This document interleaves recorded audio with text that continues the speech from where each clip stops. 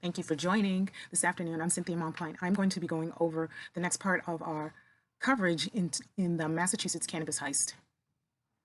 And for this particular segment, we're focusing on Shaleen Title, multi-state operator, espionage.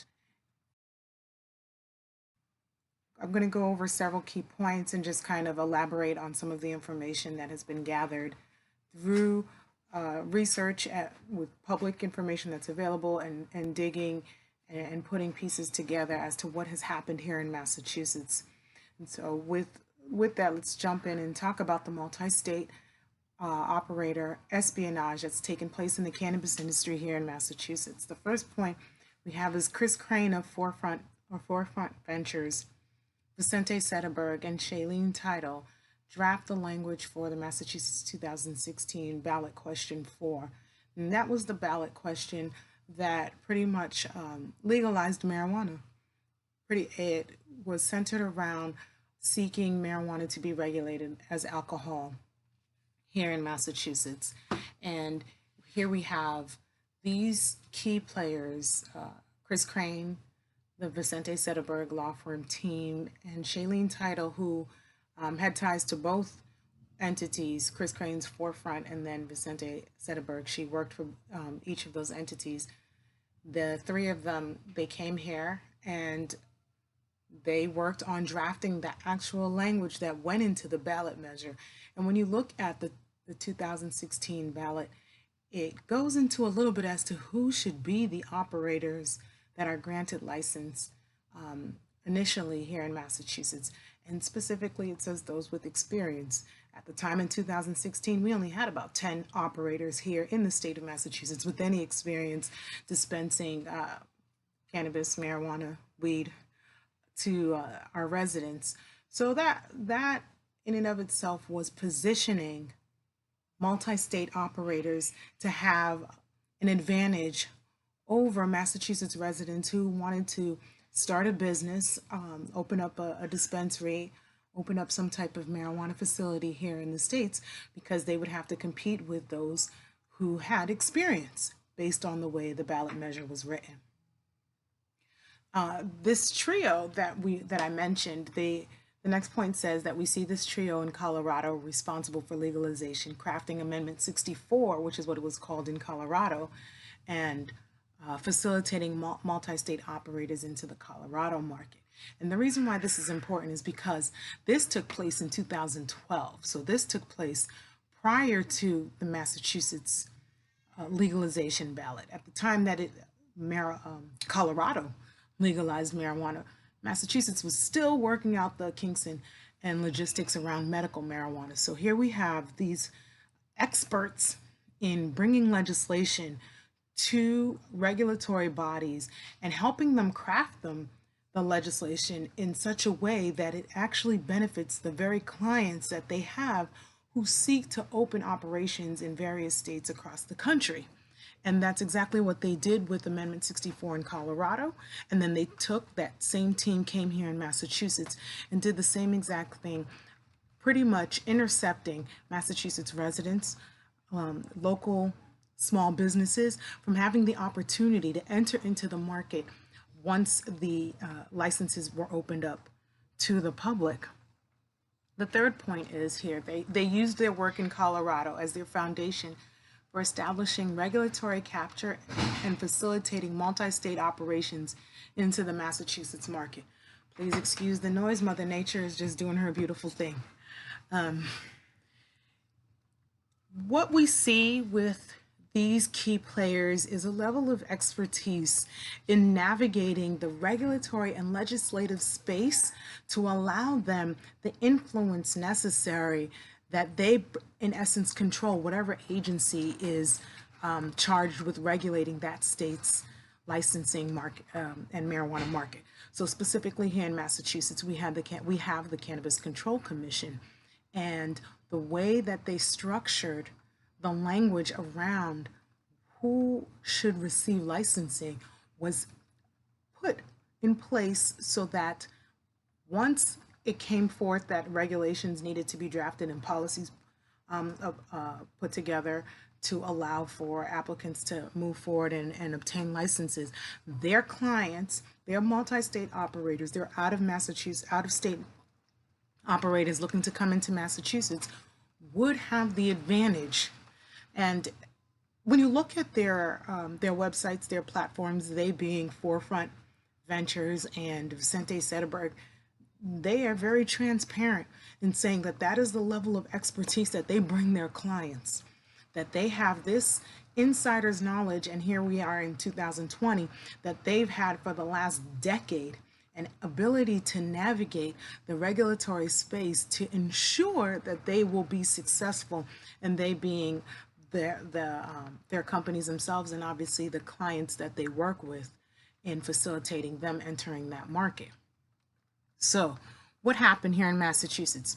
Well, this move pitted local RMDs and those in the social equity program in direct competition with big money and big experience operators in other states.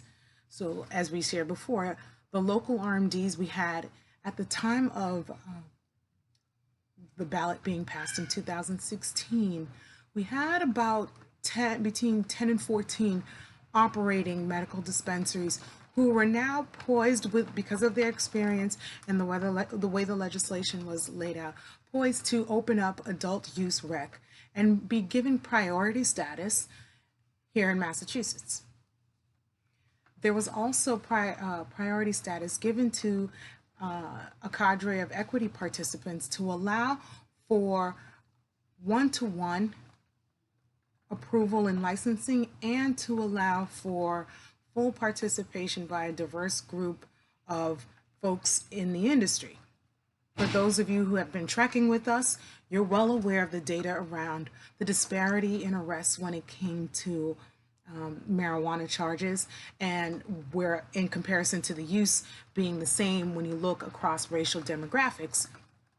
So here it is on the legislative slide to promote participation, to promote equitable participation, particularly in the space of ownership. Massachusetts established certain equity provisions, and one of them was to provide priority status to a group of economic empowerment certificate holders. And so when the multi-state Colorado crew came in and set up the legislation the way that they did, they positioned the local RMDs and those who are in the social equity program to have to compete with these multi-state operators who now were able to be given priority status, and I'll talk about that a little bit more in a second, and had to compete with them. And when we're talking multi-state operators, we're talking deep pockets, a lot of money, the ability to navigate in the local municipalities and negotiate with the towns, host community agreements that they had the funds to back, and oftentimes they would be able to outbid, if you will, local smaller businesses in Massachusetts. So the next point is really important, where we state here, Shaleen Title, minority shareholder and owner of Forefront, used her position on the Cannabis Control Commission to facilitate MSOs, multi-state operators, into the Massachusetts cannabis market. These MSOs purchased their priority status through medical licensing and grabbed up all the properties, creating a further barrier for EEs. So I started to allude to this in the previous point, and what we see happen is that after the legislation was, the ballot measure was approved, then there were some minor changes that was made to the legislation, particularly in July of 2017. Massachusetts legislative body, with a strong push from the Black and Latino caucus, really wanted to put priority status on Massachusetts residents, priority status to dispensaries that were operating and dispensing and serving Massachusetts patients that were in existence and paying their dues to our community, supporting our communities, and that's who they wanted to give priority status to, and that's exactly what was placed in the legislation and Governor Baker approved in 2017. Fast forward towards the end of 2017, after appointing 3 members of the commission, the treasurer and the attorney general had to appoint 2 more commissioners. And particularly, they were looking for someone for the social justice chair. And somehow Shaleen Title was brought as a recommended candidate, and the attorney general Maura Healey and Treasurer Deb Goldberg appointed Shaleen Title to the Cannabis Control Commissioner in the social justice seat. It's important that I keep reiterating that later on in another point. You'll see why that matters. And so in this position, she, being Shaleen Title, along with the other 4 commissioners, are charged with developing the regulations around how the legislation will play out in the industry, and exactly how will entities be able to obtain licensing, and what order will they be reviewed, and so forth. And so what now we have in this position, Shaleen Title has the opportunity to determine how the priority status rolls out. And let's be clear, the legislation, if you go to Acts session for the year 2017, chapter 55, there you scroll down and look for section 56A. It's very clear in stating who is supposed to have, well, section 56 together, who's supposed to have priority status. Local RMDs who are operating and dispensing, and those who apply within the 2-week window for economic empowerment status. This is very important because that priority status is a label that is granted to entities or individuals by the state, and that status can then be used throughout the state in terms of pursuing a host community agreement, an agreement between a local community, a town, municipality, stating that between the 2 of us, this is the agreement that we have for the type of operation that we're going to establish here, and the relationship between this operation and the local community. What Shaleen Title did was say, not only will those who are operating and dispensing be given priority status, but any entity that has an application in for a medical treatment center will be given priority status. This is not anywhere in the legislation. This is actually new. It's actually not new. It's a violation of what's in the legislation. The legislation was very explicit in stating who can have priority status.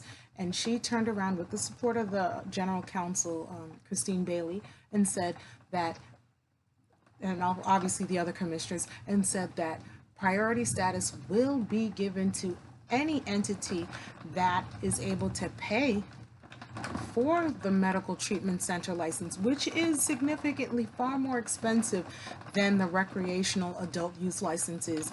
And if you are able to pay, then you would have priority status in pursuing adult use recreational licenses. That was a significant game changer. Now that is the 1-year-old. So what happened then is multi-state operators were now they now had an avenue not only to enter into the industry, but to enter into the market early, have their applications reviewed prior to everyone else, and then also be able to go around to the local municipalities, even as an out-of-state operator, and say, hey, the state of Massachusetts recognized us as experts in this area, and they've given us priority status. And now we're looking to open up a recreational facility, an adult use facility in your municipality. We have this priority status, and we will be willing to negotiate with you certain terms to support your community. And this is how multi-state operators were allowed to enter into the industry. Because of their positioning, they were able to obviously get in early, and because of the finances, they were able to outbid a lot of the local competition, including EEs, despite EEs also having priority status. So what happens next? Shaleen Title, as she goes around the state in her position as social justice chair promotes the one-to-one priority review throughout the Commonwealth. However, she doesn't notify EEs or even take a stand publicly that the one-to-one review wasn't happening until we had about 200 licenses already approved provisionally, meaning the first phase of approval in the licensing process. And why that matters is because as the social justice chair, this is your responsibility. You are responsible for speaking up. You had the law to stand on, the law which stated that the applications should be reviewed one-to-one, the law which stated that EEs should have priority status, not should have priority status, just like the existing and dispensing RMDs. You had the legislative body that was very adamant in modifying the ballot measure to ensure that Massachusetts residents received priority status, and that any other outside entity that was looking to come into this market, at best they could receive expedited review status, and that in and of itself wasn't guaranteed. However, as the social justice chair, that did not happen. In fact, nearly 200 licenses were given out. Provisional licenses were given out before the commission finally stepped in and said, we have a problem. We have reviewed and approved an extensive number of RMDs, medical treatment center priority licenses, many of them who never opened up for dispensing medical marijuana, but went straight into opening up their adult use recreational centers. And she never made it a point to push back on what was happening and the requirement that we had with one-to-one. So the next point that we have in this this particular chart is that she created unfair barriers to entry where there would have been none had she not been a minority owner in Forefront. Shaleen Title's main objective was to facilitate MSOs into the Massachusetts market at the expense of Massachusetts residents and the taxpayers of Massachusetts. So we've talked a little bit about how it is that this undermined the local residents, particularly giving priority to multi-state operators. I think what needs to be made clear is that Forefront served in benefited in two ways from this violation of the law. First, as a consulting group, Forefront had numerous clients who they were facilitating entering into this industry. And so financially, there was incentive and a benefit that she gained for every client that was able to obtain a host community agreement and then turn around and submit for a license in Massachusetts and obtain the provisional, and then eventually go on there to obtain their final license. And then secondly, Forefront Ventures itself has its own line of dispensaries, its own line of entities that it backs and supports either directly, or it owns and controls fully, or they have agreements where there is a level of control with the products and so forth that are being sold. And so again, here we have a conflict of interest and direct benefit for Shaleen Title at the expense of Massachusetts residents. Because remember, host community agreements in each town, the towns, especially particularly when it comes to retail facilities, the town has the authority to limit the number of dispensaries that are going to be open. And then also there are zoning bylaws and so forth that provide other limitations as to how many entities can actually exist in that municipality. And so for every multi-state operator that comes in and takes a host community agreement, signs and controls a property in a municipality and town, that's another space, another agreement, one less location that a local Massachusetts resident, taxpayer, or a social equity participant, including the social equity participants, that's one less opportunity that they have to enter into the market that was given away to a multi-state operator.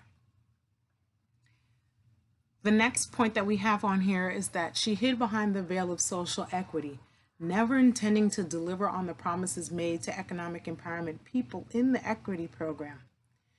The key promise, if you will, the guarantee that that is made to economic empowerment certificate holders is that they would receive priority status. They would have priority status in this licensing process. And that was not the case. We had an economic empowerment certificate holder whose license was in queue for almost 2 years, 600 days. And that's clearly not priority anything, not priority review, not priority communication, not priority licensing at all. And then we have only about 2% of the applications that have been licensed coming from minority applicants or even applicants from the Economic Empowerment Program. And as the social equity chair, we do not hear that championing of the Economic Empowerment Program. In fact, what we received was the rhetoric that, hey, this is all we can do, when in fact they being the commission has demonstrated as a regulatory body, they have the authority to do quite a significant amount of policy implementation to support certain goals and the achievement and success within the industry. And that includes the economic empowerment certificate holder because of the ties that it has to the legislative charge and responsibility for full participation in this industry. So to say that she carries the veil of social equity, but then to look at the outcome and to look at where we are in 2002, 2 years after applications were accepted in Massachusetts, it's problematic. You're hiding behind a veil that you're not